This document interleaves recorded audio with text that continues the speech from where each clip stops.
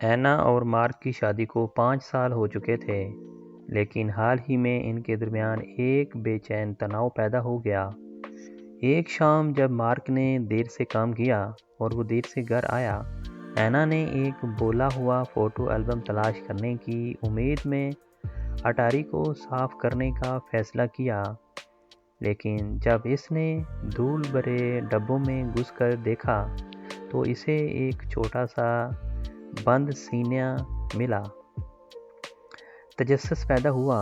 اس نے چابی تلاش کی اور آخر کار اسے پرانے خطوط کے ڈھیر میں چھپا ہوا پایا۔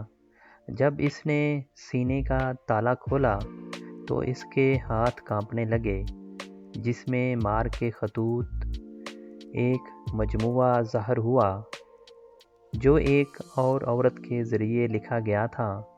خطوط پر جوش اور گہرے تھے، جو مارک کے ایک پہلو کو ظاہر کرتے تھے جسے وہ کبھی نہیں جانتی تھی۔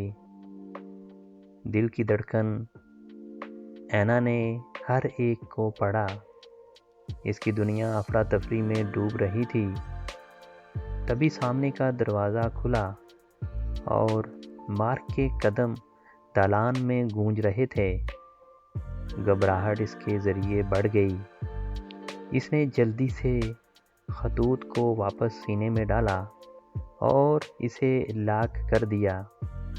اٹاری میں داخل ہوتے ہی اینا نے مسکراہٹ دبائی۔ بس صفائی کر رہی ہوں، اس نے کہا۔ اس کی آواز مستحکم لیکن اس کا دل دھڑک رہا تھا۔